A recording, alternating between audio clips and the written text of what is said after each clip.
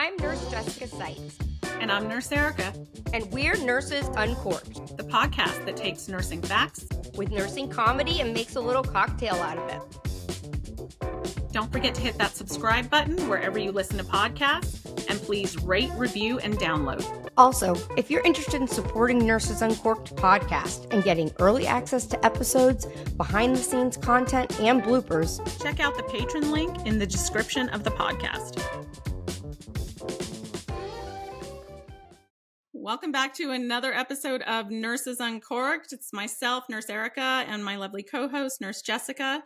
And this is part 2 of our conversation with our good friend Matthew at the Masshole Maguido, in which we are discussing long-term care and all of the corruption therein. So if you have not listened to part 1, please go back and listen to that. But thank you, Matthew, for joining us again this week for part 2 and imparting your wisdom with us. So with that, let's get into part 2.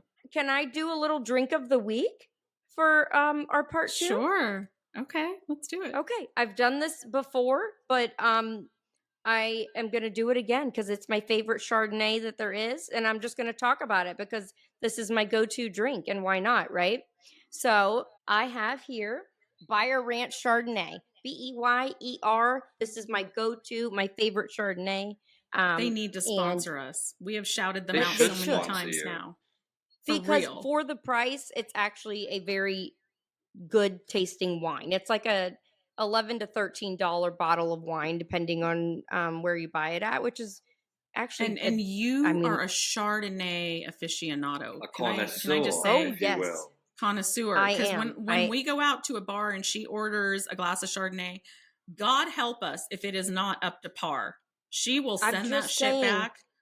You can, if you are a wine drinker, you can tell the ones that have been sitting on the shelf opened for a couple days, and because they have like that stale, sour, nasty taste, or if they try to serve you like the wine that comes in the big jug, like the stuff you get at the weddings, like you can tell that usually if they say house wine, run. Okay, let's discuss assisted living facility staffing requirements.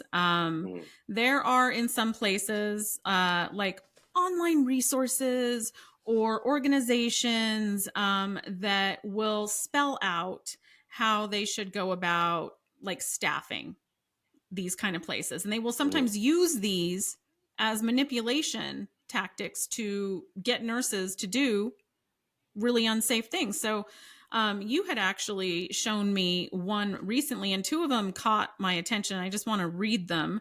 This is from ALF Boss. And it's number 4 and number 8. So number 4 reads, in facilities with 17 or more residents, there must be at least one staff member awake at all hours of the day and night. Awake? Do we have to clarify that? Awake. And only one. So the other 4, Matthew's dying laughing here. Wait a minute. How do we get a job there? The other 4 can sleep during the night. Because only one has to be awake. Oh my God, I'm having a flash. I can't. Wow. I need another sip of wine on that. Note. I want a refill, but it's in the kitchen. Like, here's another one. Number 8. I need the vapors. The vapors, I tell you, the vapors. All right. When did we allowed to take nighttime naps? No, and that. So okay, we're making jokes and we're being funny, but I just want to jump in here for a second. But it's terrifying. You have to laugh at it because it's ridiculous. But here's what gets me is with that, and a lot of these. So ALF Boss is like a resource. It's like it's like a third party resource that like a lot of these places will use. In Florida, I don't know what other states. Yeah. That will use, and it'll have all the state regs, and they're easy to print out and easy to reference, and they'll use, especially if like ACA's about to come and it's about to be surveyed. All of a sudden, everyone's running around and printing and making their books and tell them what ACA is for people that don't know about the Agency for Health. So it's ACA is the governing body that governs and regulates the assisted living and memory support. Basically, they do tags. So if there's a complaint of neglect or there's a dirty kitchen, They're the ones that come out, assess, see if It's everything's like going. JACO. Is it like JACO? Pretty much. But for the And state. and they'll come out and tag you with these fines. So when survey window appears, everyone's running around like crazy, trying to get everything in tip-top state so they can pass. They're like, survey. hurry up, wake that one nurse up. Well, and that's my point. So I don't. We gotta have one person that awake. one med tech. Right. I don't want anyone thinking that like I've ever in my life heard a place say, "Oh, y'all can sleep." But my point is, that's a prime example of the way these things are written. They have so open to interpretation sometimes. That what admin will get to do is, you might say something like, "What's a good example?" You might say something like, "There's not enough CNAs on this floor. The ratio's inappropriate. This isn't safe." They will pull their reg page. We're in compliance. We're doing this. what the state does. And to be honest, you have an extra CNA. You're lucky. To manipulate them. You have 4. Wow. Or they'll say things, the nurse will complain, maybe, I don't know, maybe there's a nurse in the assisted living portion, there's a nurse in the memory portion, but at 4 o'clock, the AL nurse goes home. So the memory nurse is now responsible for both. Like, I can't do 70. This isn't safe. This is jeopardizing my license. We're in compliance. The reg says just look it up right here. And this is what used to get me. And this happened to me. They would say to me all the time, so this nurse would go, and they'd say to me, I'd like, this isn't safe. Like, these patients are dropping over there. I can't be over here in memory trying to watch these people, making sure they're not eloping. And they'd say, well, we don't even need a nurse in AL.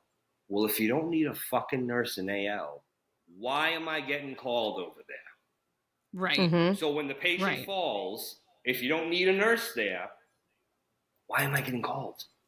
Right. And God forbid you refuse to go. Well, that's part of your job. But you just said you didn't need a nurse over there. They do these manipulation techniques with the nurses, and the younger nurses, I see them get swallowed by it all the time. Yeah. But you can't do CPR on them when you get there. And listen to this one. Listen to number 8. I don't even have a Pampa on. I can't. I can't. Pampa on. A Pampa. Okay. During periods of temporary absence of the administrator or manager of more than 48 hours when residents are on the premises, a staff member who is at least 21 years of age must be physically present and designated in writing to be in charge of the facility. That's it. The criteria when there's no manager or administrator for 48 hours is that you need someone who's at least 21 years old. That's it. To be in charge. Just a person? I'm gonna take y'all back. Like anyone? Yeah. Like that's designated to be in charge. That's gonna be the so person I can designate that, my child that has an art degree? An employee. Yes. An employee. If he's working there. An employee. If he works there. That's 21 years of age.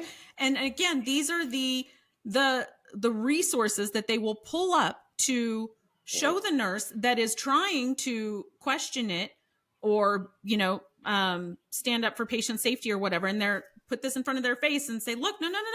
We're in compliance. Look at the regulations. And those that reek of NCLEX, as Matthew says, or that maybe are easily manipulated are going to look at that and go, well, I mean, how am I going to complain or who am I going to report it to if they're within compliance?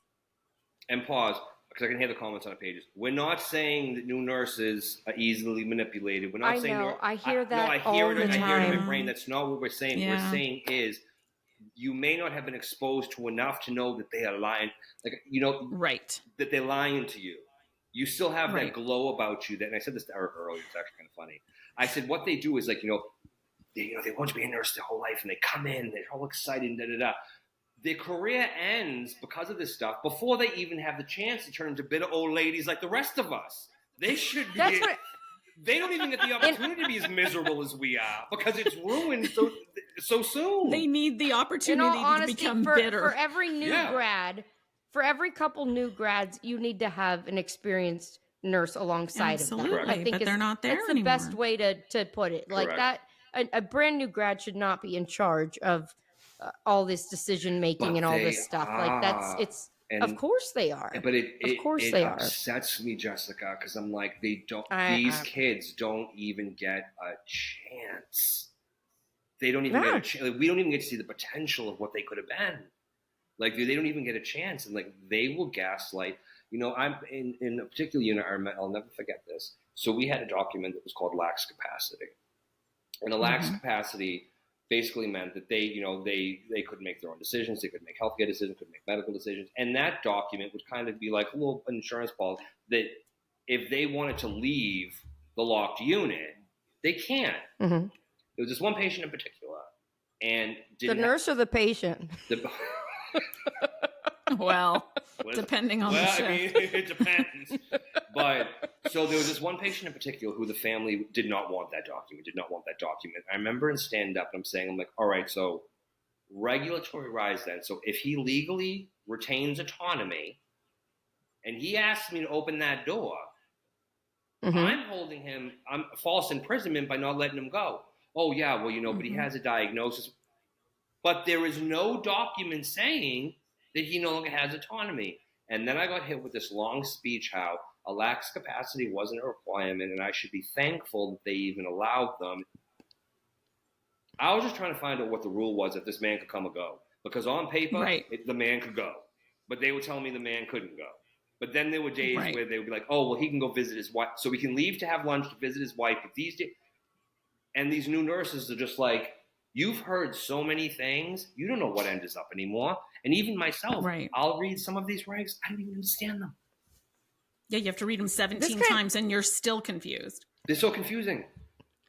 I was going to say, this kind of segues into the next question. Like, so patients that are escaping that aren't supposed to, or just running off, elopements, how often does that happen on these, in these units that are being covered up, or that it's just hard to, how do you watch all these patients? How do you make sure they don't escape? How often does it happen? Yeah. More times than your brain could fathom.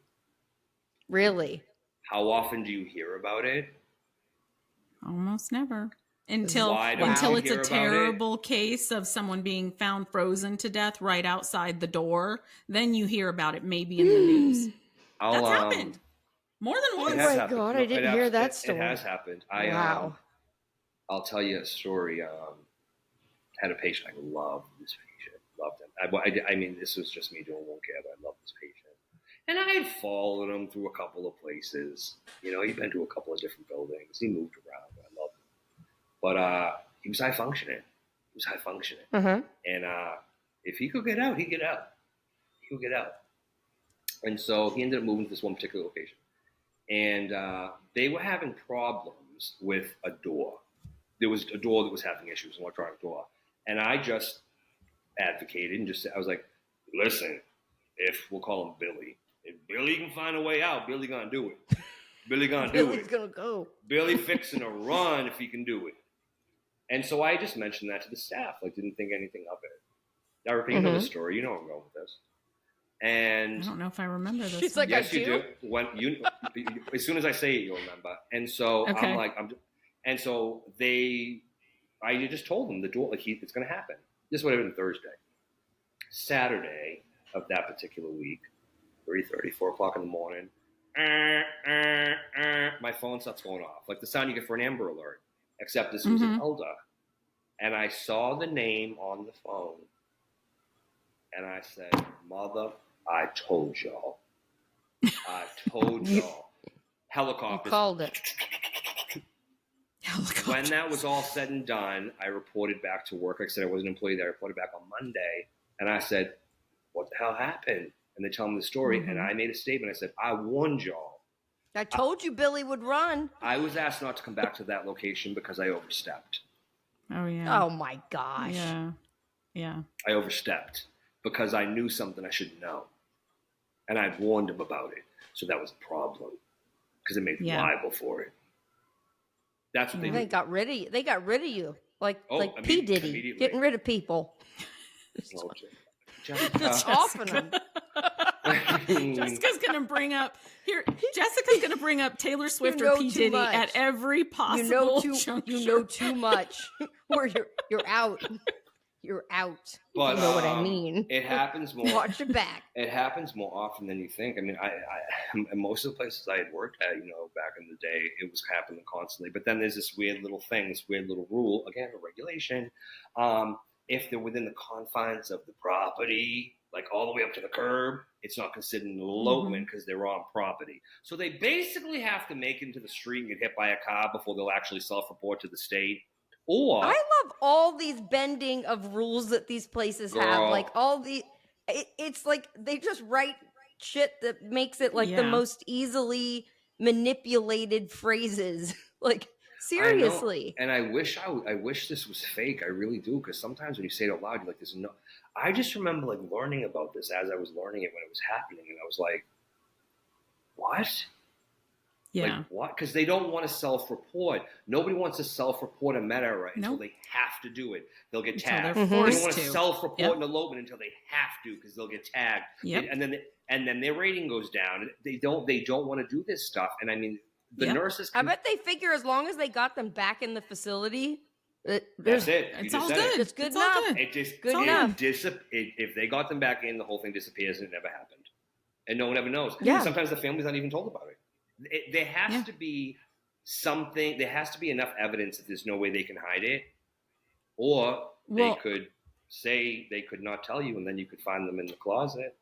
I was just going to say that there was the recent case where they said your loved one left, that he signed himself out AMA, and they're like, but he has dementia. Why would you let him do that? And they didn't really answer. Then it turns out that the family allegedly got a call from like a CNA or housekeeping or someone there that called them on the down low and said, "Hey, so we found him. Unfortunately, he's dead and has been decomposing in a broom closet for the past 4 or 5 days."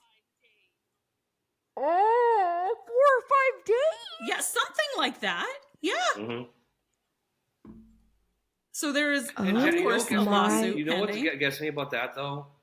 Why is it always Florida? Florida. It's always one Florida. Always. But I mean, they happen more often than you think. And again, then I just hate where it goes, though, because then it's just the whole system has to be revamped. Because if you have a patient, and this is what happens to them, who's constantly trying to elope and constantly trying to get out, unfortunately, what ends up happening with those patients is they do something called a Baker Act.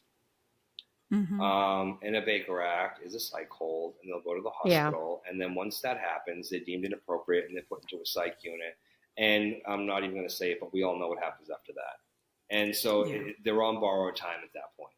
And it's just so tragic. And sometimes I've seen in cases where, I mean, there's no way I could prove this, so I mean, allegedly, but patients who end up getting DX with like terminal arrest and thrown into hospice, I swear they had a UTI that no one checked.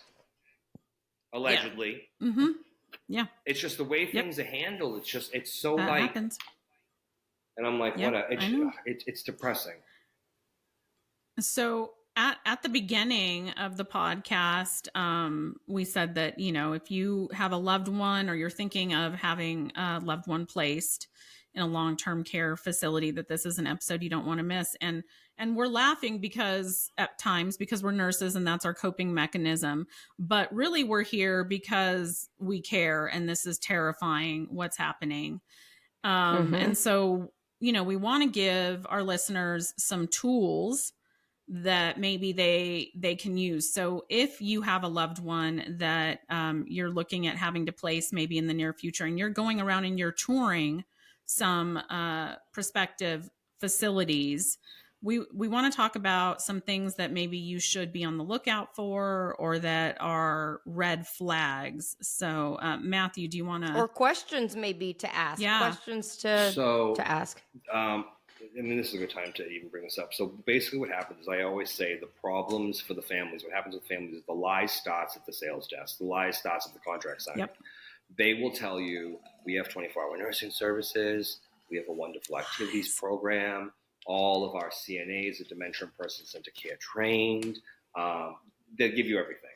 It's not until after that's all happened and the check clears, you find out none of that's true, that there's not a nurse 24 hours. So what my recommendation is, When they bring you for a tour, they're going to show you the model room. You don't know that, though. Mm-hmm. It's the room they've set up and ready. Ask to see 3 or 4 more, because they don't got 3 or 4 more to show you. Mm-hmm. They don't. They just have that one ready for you. Ask to see 3 or 4 more rooms. If they have 3 or 4 more rooms to show you, okay, we're making some progress, maybe. But don't let aesthetics fool you, because I've seen beautiful buildings that are terrible. They tell you they have nursing. Specify how long is the nurse here? How many hours is the nurse here?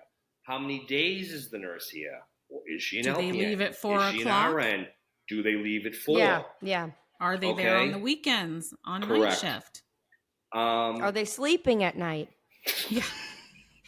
I'm still fixated on that one. I mean, you want to ask that question. Then when they're talking about the activities and stuff, when a tour is coming, right, they're going to have this great activity going on. Once mom and dad moves in, it's going to be a DVD of, and this is what it's going to be like, B12. And they're all sitting there looking at nothing with bingo cards in front of them, and that's at the activity. You want to know what they're doing for them. The next thing is the food. You want to see what they're actually eating, and not the pre-planned stuff. You want to actually see what they're eating, what the food is, because I'm telling you, in the last few years, this food quality, what some disgusting. Of these plates I'm seeing, is horrible. Yeah. Is disgusting. It's disgusting. Yeah. And I think to myself, $6,000, $7,000, $8,000, $9,000 a month for crushed up spam and a saltine. What are we doing? Like, it's crazy. You want to ask those questions. You also want to look. I would recommend looking at ACA's website. You can type in. You can go look up complaints and see how many tags. And they have that for every state. Yeah, correct. How many tags they've. I mean, in my state it's ACA, and those other states might be called something different. But how many tags they've had of late? How many deficiencies they've had of late? It's all public record. You don't. I wouldn't necessarily say Yelp star rating. I would more want to see what has the state got them on. Right. That means more to me than a couple of pissed off people who may have just dropped. I mean, the star rating may matter, but this documented stuff is more important to me. And then the last thing I would say is try and talk to the families of people that are actually already living there. Because I promise you, they'll tell you. They'll tell you. Yeah, that's true. They'll let you know. I have a couple more, too. Ask to see the supply closet and the linen carts. Mm-hmm. Because you would be shocked how many places limit the amount of blankets, chucks, the pads that they put under patients. You can go and look at a linen cart and there's like 3 towels on it and that's it. You go and look in the supply room and the shelves are bare. Ask to see the nutrition room. If your loved one is someone that's going to be getting like G-tube feeds or something, ask to see where's your stock of enteral feeds, because you'd be shocked at how often they do not order basic necessary supplies. And also, this sounds silly, but when you're walking through a facility, make it a point to smell throughout the facility. Oh, yeah. Because yes, there some amount, this is going to sound a little, crude to those that are not maybe in nursing, but some amount of like a little bit of a stale urine smell is to be expected. A little bit. But if it is overwhelming and pervasive and it's throughout the whole place and it's every time you're there, that is a red flag. Look at the dirty linen carts. Are they overflowing or are they being emptied? Look at when they say, oh, look, we have all this nursing staff. Look at them. Look at the nurse's station or look at the nurse. Is it empty and there's never anybody there? And look at their name tag or ask them when you're walking by, because what they're going to tell you as a nurse, because it's someone in scrubs, is the activities 100%. Director or the 100%. CNA or the physical therapist, not necessarily a nurse. Correct. No, all that stuff's important. You do have to do your due diligence, and you can't just buy what they're selling you. And I do feel bad though for families that are in financial situations where like they're forced into. That's the worst. I mean, that's just worse. And I want to make this point as well. Is in a few videos I posted, people were writing comments that I really actually found offensive. And they're like, "Well, you just keep your loved one home." Everyone wishes they could. Everyone really wishes they could. That's the ideal. But life situations sometimes, you don't know everyone's story, don't allow for it. And it's a hard decision for anyone to have to make, but sometimes it does become necessary. And I really feel bad for the families who thought they were making the best decision for their loved one, only to realize what a mistake it was. Yeah. Yeah. Yep. Grandma and Grandpa deserve better. Mm-hmm. So I think that segues into my next question. Mm-hmm. Can you speak to how this also affects other aspects of the healthcare system? For example, 911 being overburdened for things like lift assist. So, oh God, this is a whole. Does that happen? Yeah, all the time? It does. So really, what'll happen is there'll be patients that'll fall. So like maybe, and again, this goes back to the appropriateness of being on the floor. So a patient who can't stand, can't pivot, can't assist with lifting should be in SNF. Why? They're allowed to have Hoyas in SNF. ALF can't have Hoyas. Okay, so if you have Mr. Pumpkin, who's 400 pounds and falls, and you have 3 CNAs who are 5 feet, and you have maybe one, if you're lucky, they can't lift them, or if they do, now they just, their back goes out. It's impossible. So what they do is they call 911, and the fire department, the nurse or whoever will say on the phone, they said, 911, what do you need? You'll say, emergent transport on lift assist, and they'll send the fire department. Well, here's what happens. Wow. The fire department gets called to the same building 8 to 10 times a day. It's being diverted from, I'll give you a perfect story. I was out one night, a local bar, restaurant down here, and it was a bunch of, we all socialize with like medical professionals and stuff. And there happened to be, a nurse friend that I was with who was dating a firefighter, and he happened to be there. Never met him before. And he's talking about how he's like something like, oh yeah, my chief. He's like, oh, that building. He goes, yeah, he goes, my chief. He goes, we're reporting them, for, misuse and abuse of 911 because they had been called to this location. The number was something like 22 times in 3 weeks to lift this same resident off either the second or third floor. You think at that point they would have said that patient shouldn't be there. If that's the case, they need a different level of care. You're right, but they're collecting the rent. They're billing. So until the threat of being reported for that happened, and then you know what happened after that? That patient went to skilled. What? When the threat came up, then that patient was transferred. It has to be the most egregious thing to make these people do anything. Why? And I hate to say it, because you're dealing with people in administration who are not clinicians. They're not. They're not us. Some of them were music teachers. Some of them worked in finance. Some of them worked in retail. And they're running these locations and these corporate, and it's like, the patient doesn't matter. I don't care what they tell you, even if this isn't even allegedly. Oh, we love you. No, you don't. You don't. Yeah. Because you're putting everyone in jeopardy. And then there's the nurse documenting for 22 times, patient fell, patient paid. At what point is the nurse liable to step in and say, do you know what I mean? And that's how people get caught up. So you knew he fell 22 times. You knew he wasn't appropriate. And I always wonder, what do they write in the note? Patient fell. What was your intervention? 22 times. What was your 22nd intervention? Right. The board isn't going to care. The board ain't going to care. No. Can you imagine? Yeah. I don't want to. I know for you and for myself, this is a personal issue. We both have 100%. Loved ones that are in long-term care facilities right now. And we, as registered nurses, often feel helpless. And that should be the biggest red flag. If we that understand the inner workings and how to navigate feel helpless, then what is the average person to do that isn't in the medical profession, And so I know in getting ready for this podcast, it was not easy for you, and you wanted to really do this justice because you feel passionately about talking about getting this information out there, because the public just remains vastly unaware of what's really going on. I mean, and I can admit this, as a nurse, until it happens to you, no one thinks about it until it happens to you. Do you know what I mean? No one they think, people, they plan for retirement and, they put their money away. It's not a conversation until it becomes a conversation. And when it becomes a conversation, even as a nurse, I remember me and my mother being like, we're so like, what do you do? And that's with a medical background.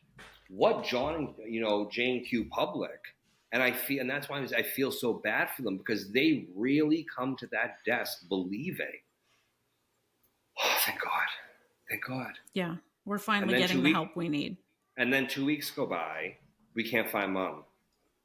2 weeks go by, dad cracked his head. And then this is where the guilt comes in and messes with them. Dad could have cracked his head at home.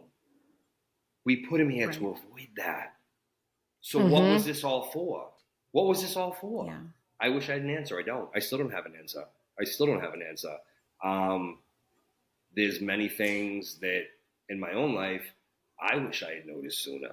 I feel the same way about my dad was in assisted living facility and then a skilled, and even me being an RN, I didn't recognize the things that you guys are naming. Like, I think I made the assumption that there was a nurse that was constantly there. There may not have been. I just assumed like that was common practice, like that would be impossible for that to even go on in a facility. Do you know what I mean? Like, yeah. And that's that. I'm a nurse of many, many, many years. It's just the things that you would think that are expected. I'm learning that it's not happening. Like, if they can't, it's completely different the way like hospitals are structured versus it's just. And if you've only worked a hospital setting, I think that's where that assumption kind of comes from, is that these regulations have to be a lot more strict, like we're used to working in, So why can they get away with it and hospitals can't? Where is that disconnect? Why is it so different? The disconnect is because they're not regulated like true medical facilities. Not SNF, take that out. They're not regulated like true medical facilities because they're really not, but they're advertised and packaged as if they are. As far as, why is it allowed to go on? There's a couple of reasons why. Reason one, government is always more preoccupied with something else. Number one. Number two, I don't even know if they really know how they go about phasing in new policy. It wouldn't happen overnight. They'd have to phase it in. It would go over. I would assume they'd need at least 10 years to phase in all the policies to change everything. And number three, and probably the most important, let's say they do decide to shut down the location with 400 residents. Where are they putting them? Because here's the catch. It's an assisted living facility. They assess the 400. Out of the 400, 200 are no longer appropriate for ALF. They're actually long-term care. Where are you placing the 200 that they're within a mileage radius close enough that the family's unaffected? Where are they going? Yeah. And the final thing is the regulatory agencies like ACA, as recently as December of 2023, they were just going through the COVID era complaints. That's how backed up they are. They're so backed up. Wow. So everything's in the favor of no one's watching, no one's paying attention. It has to be something huge and massive, or a family has to scream and complain so loud for them to schedule a visit and go out there. They just started doing their surveys again. I think there was a generous time period where they weren't even, surveying these places because of, what had happened with the pandemic. This brings me to like the thought of like, I'm sure you've seen these places that like it's somebody's house, like, and they will house like 2 or 3 people there. A lot of hospice patients are in those. They're taking like a 6-hour course, and then they can get these they're people not in even, their home. They're not regulated. They're not even. They're not even regulated. It's under a certain number of patients. They don't even have to be regulated. Yeah. Okay, this whole system needs a revamp, like a complete revamp from top to bottom. Now let's take a moment to hear a word from our sponsors. Jessica, I heard from one of our listeners, and they told me a new way that they can use Stink Bomb odor blocker at work. So if only one person has it, but you're all going into a room to deal with a code brown or whatever, you can share it by just dabbing it on the inside of your masks. Instead of putting it on your face, just put it on the inside of your masks and then pass it around. Isn't that amazing? That is a really, really smart idea, actually. Yeah. And if you're living under a rock and don't know what stink bomb is, it's these little, they look like chapsticks, but it helps block horrible odors. So if you're using your own personal one, you dab it under your nose, but that's a great way to use it. And then you could share if you need to share with your nurse buddies. It also would make a great holiday gift. Yes. You can get it at stinkbombodor.com and use a 15% discount code by using code word uncorked15. All right, Erica, we've got a problem of the week that came into Nurses Uncorked. Problem of the week. It reads as follows. Hey, Nurses Uncorked. Here's a fan favorite question. Is a provider allowed to demand that you change your progress note? That's a great question. That is a good question. Quick answer, no. No, like your nurse's notes and your documentation is your notes and documentation, right? That's what I would say. And theirs is theirs. You can, if you perhaps did it on the wrong patient, that's one thing, to go in and notate that and correct it.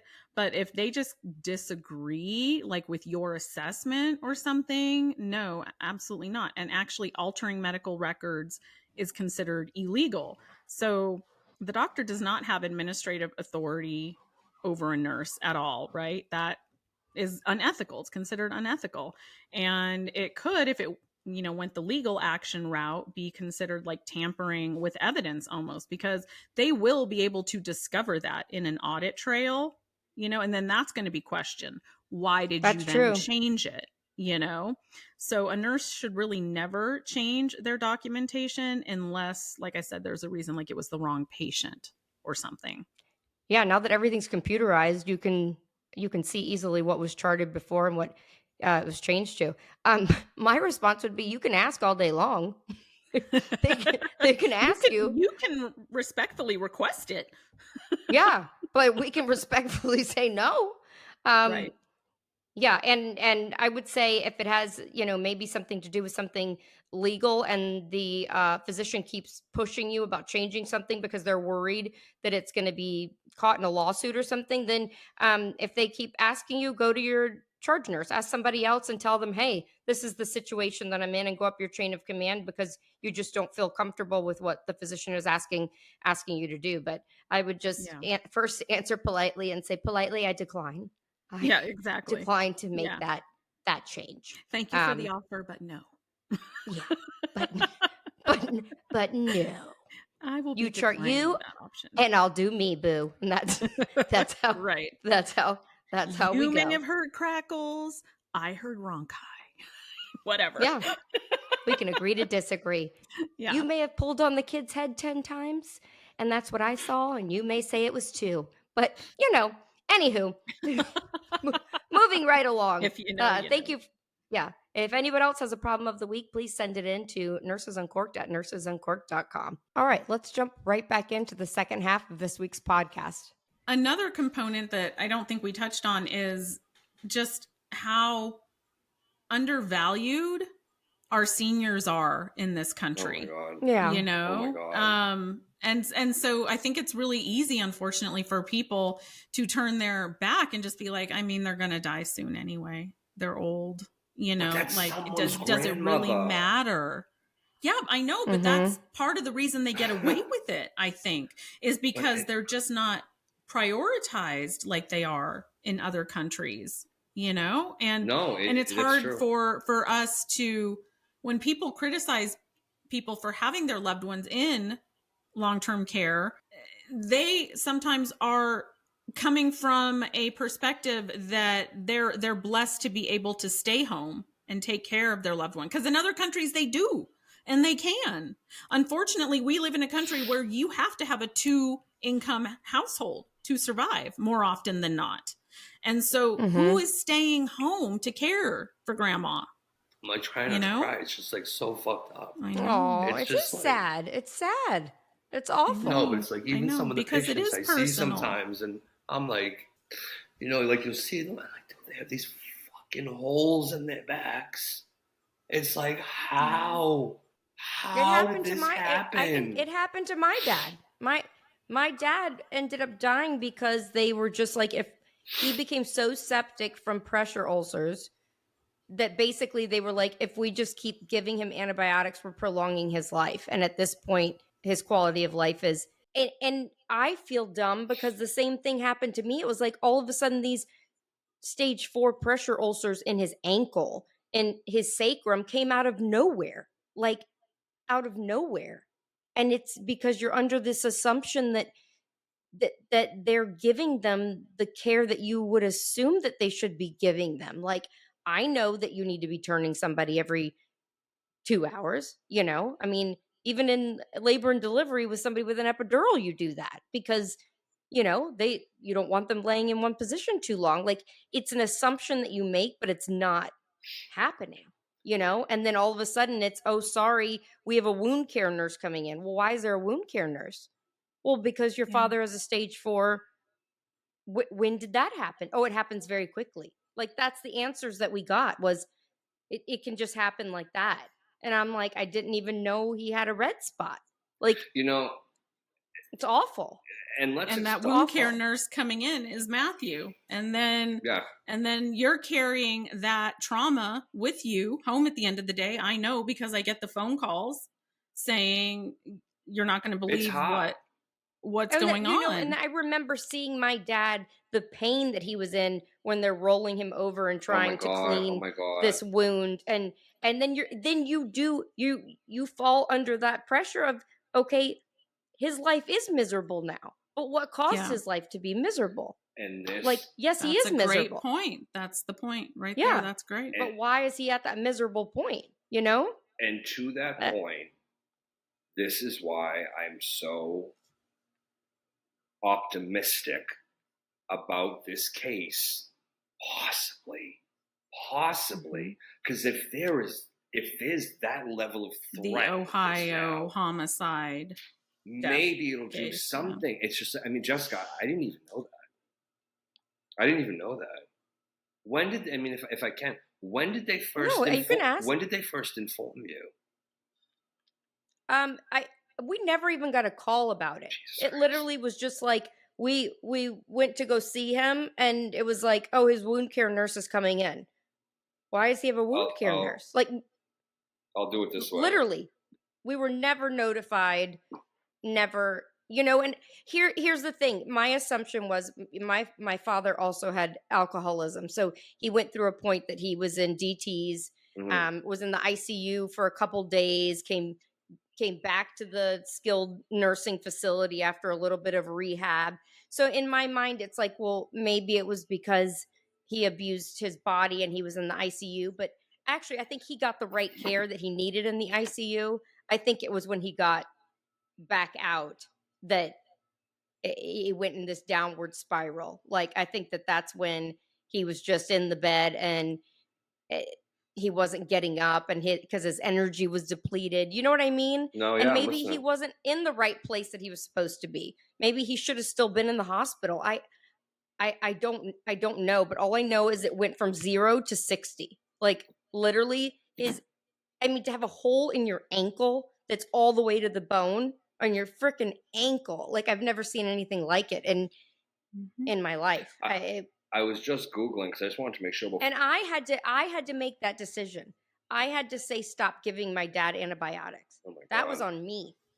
I had to say, make that choice because you're the nurse in the family, and everyone turns to you to make the decision. Yeah, and after so many rounds of antibiotics, and then you get another month or so, and then there's another rip-roaring infection, and then it's, okay, we need to do it again. And you just see your loved one moaning and groaning and in pain. And oh my God, it's awful. No, it was horrible. I told Erica I need to do a whole episode on just my father's story because it's a nightmare. And these places don't recognize it. It all goes back down to they do not have the skills that they should have. My father was drinking Listerine. He was getting alcohol from drinking he was having the little ladies in the assisted living place buy mouthwash for him because they knew he was a known alcoholic, but nobody was recognizing the signs that he was drunker than Cooter Brown all day.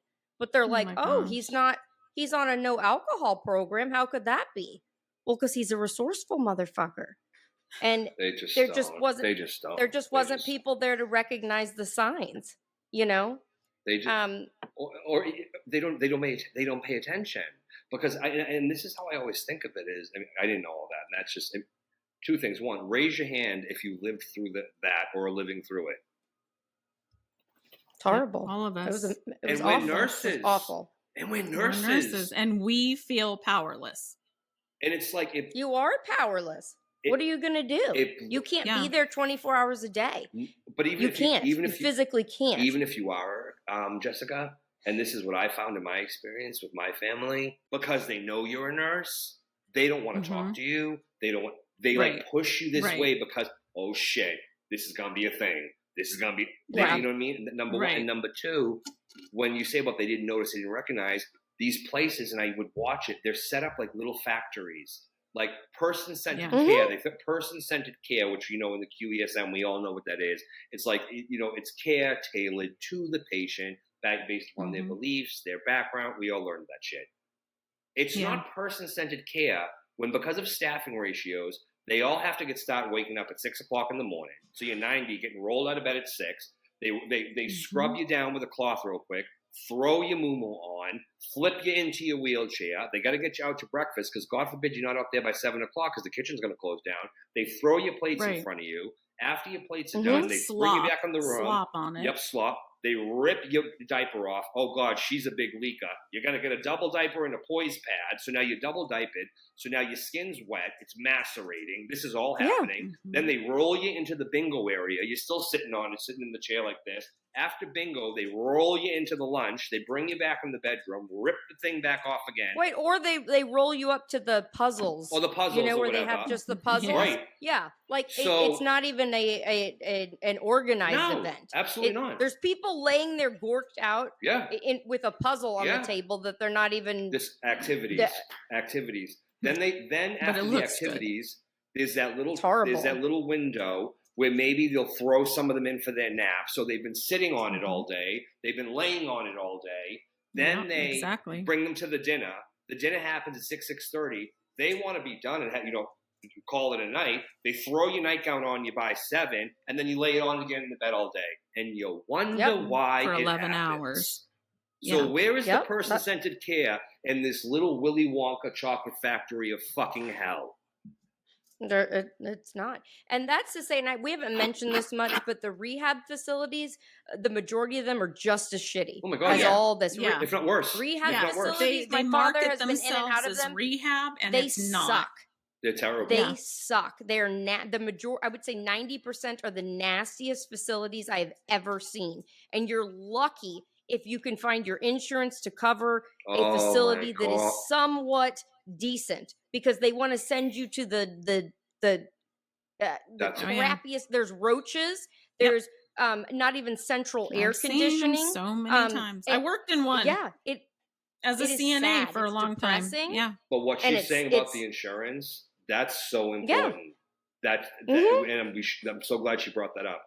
That's so important because sometimes you are stuck in between a rock and a hard place because of the fucking insurance. Because you're thinking, how can I rehab my father? I don't especially people that aren't nursing.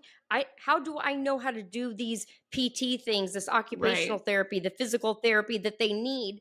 I need somebody that's skilled, but then you send them to this place and they're just basically left in a bed, and you're lucky if a physical therapist shows up once a day and gets them moving. The rest of the time, they're in a freaking roach motel. I've seen it, and it's me too. Depressing. It's horrendous. So this is the fucked up part. There's 3 of us sitting on this panel right now. 3 of us going through it or have gone through it, and 3 of us with no answer how to fix it. Yeah.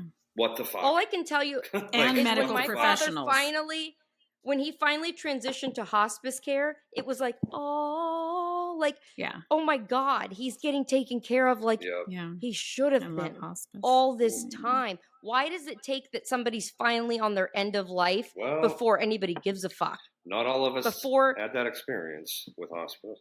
Yeah, I was fortunate. Both my parents had an amazing experience. I can say that. Like, but I'm sure that there's other stories involved in there as well. But I would say that was years ago with my parents, and I have heard that things somewhat have changed, but that's maybe a whole nother episode.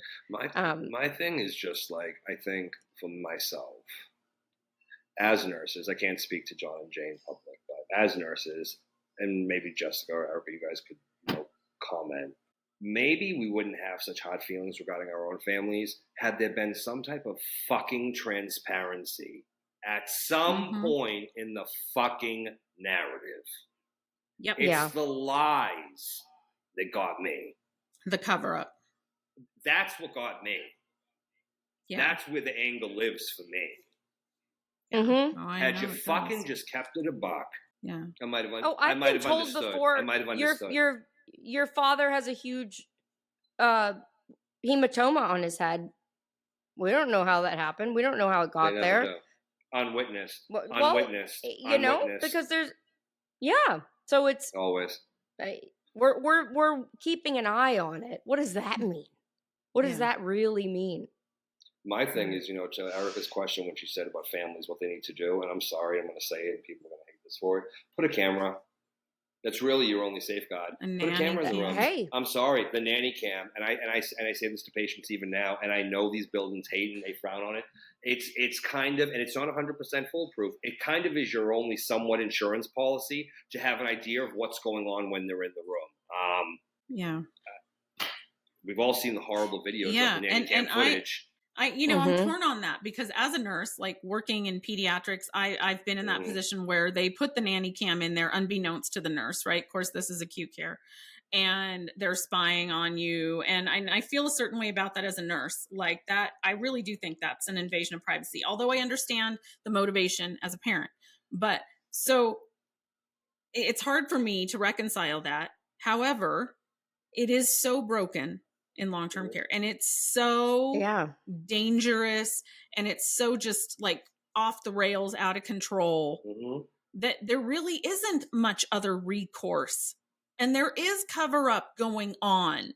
And so how do you keep an eye on them? How do you hold them accountable? I'll tell you, in facilities that I've been in, in the state of Florida, they have to, if there's a recording device, it's a two-party consent state. There has to be a sign on the door letting you know it's there. But I promise you, some places. The patients that have the cameras, I probably should. They're getting better care than the ones who don't. But it's not everywhere. Allegedly. Yeah. It's just the whole system's broken and so upsetting. You can go round and round in circles about it, but it's just until the government really, and it's going to take a while, but there has to be some high-level intervention. But no one cares about it because no one thinks about it until they get old. And by the time that you start thinking about it, you know nothing, like even us as nurses, you know nothing about it. You learn as you go. And then when it's all said and done, you look back like, fuck, wish I had known that. And then the next generation comes in. And plus, too, and I said to Erica, the boomer generation, they're aging now. And they're the largest generation. There has never been more demand for assisted living. There's never been more demand for this. And they're popping up everywhere in every corner. It's like, it doesn't seem like there's any momentum to stop this because people are making too much money. It's always it's a big money-making business. Administrators in places I've been in, if they maintained a certain census, the bonuses were huge in December. Oh, yeah. Oh, no, that absolutely happens. Yes. That goes on everywhere. Absolutely happens everywhere. So it's like... That goes on everywhere. They're financially motivated. Aside from a bunch of crying nurses on a podcast who want to see things happen, does anyone want it to change? That's my thing. They're making too much money.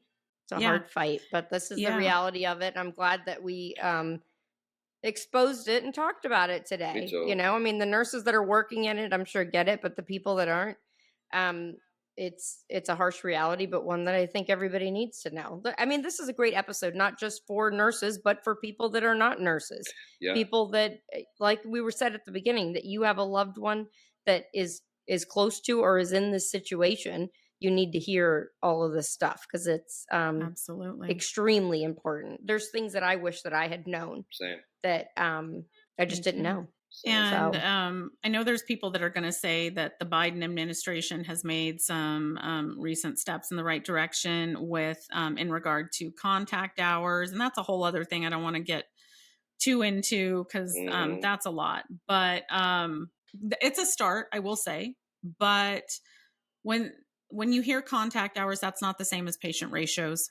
Correct. And really what we need are nurse to patient ratios in long-term care and CNA to patient ratios in long-term care. That's But do you hear what you just said there? Ratios. And that's the problem across the board. It doesn't matter if you're in the hospital, assisted living, skilled. That is the bottom line problem. Yeah. If that could be fixed, if that was regulated, the 90% of these problems would be gone. And that's the huge fight. That's the takeaway, honestly. I think we need to segue into our Enema of the Week award. Enema of the Week. Okay.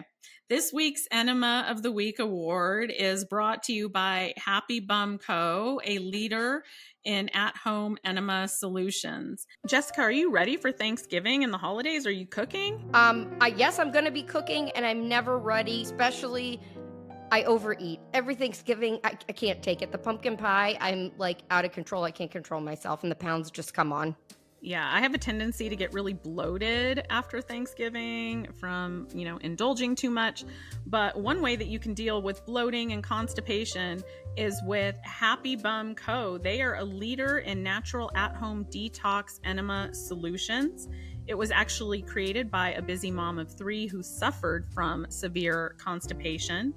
Tell them where they can get it. You can go to happybumco.com and you can use a generous 15% off code off of your first bundle, and you just type in code Nurses Uncorked and get that 15% off. So I think that this week we should give an enema away, and I'm not going to say names, but to certain creators that copy Nurse Erica's content without giving Nurse Erica credit for her content.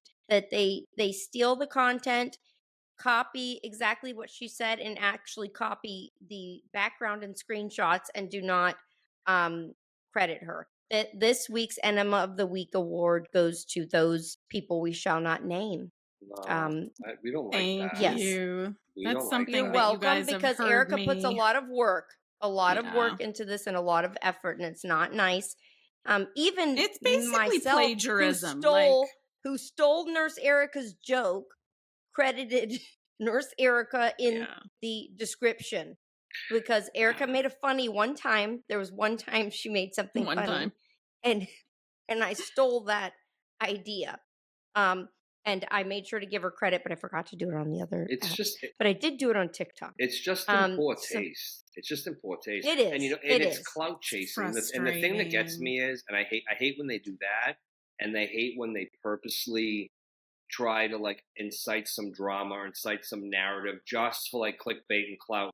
Can I just say that I know it sounds a certain way, and I complained to you guys about it behind the scenes, and I hesitate to say anything, but it's basic, but to me it's basically a different form of plagiarism, and what they're doing in my mind is they are monetizing and capitalizing on my 20 plus years of nursing experience and trauma, because everything that I talk about, I have lived, I have done personally. I have a wealth of knowledge here. And for someone that hasn't been a nurse very long to come along and claim they're an advocate and they do all these things, you're stealing content, not crediting, which is just really in poor taste. Let's be honest. Just credit someone. Just say a simple, hey, thanks to Nurse Erica or whoever. I think it's nice that your content maybe motivates somebody to do something. Oh, no, I appreciate that you're wonderful. Cool. I think that's cool. That you're spreading the message. Right. Credit the person that you basically copied verbatim their content. That's all I'm saying. Even for both of you, though, I don't think people understand the amount of work that goes into it, Thank you. All right. I think this has been a really educational 2-part series. Thank you so much, Matthew, for coming and sharing all of your infinite wisdom and experience with us, and what I know is a difficult subject for us to talk about. But if you guys haven't heard part 1, make sure you go back and listen to part 1. There's lots of valuable information in that. And tell everyone where they can find you. You can find me on TikTok, the Mass Soul McGuido, MCDY. You also can find him at his address. It's 1235. No, I'm just kidding. We're not giving you his address. Although, surprisingly, a couple of followers have narrowed it down. Oh, gosh. Please don't do that. No. Yeah. Until next time on the next Nurses Uncorked.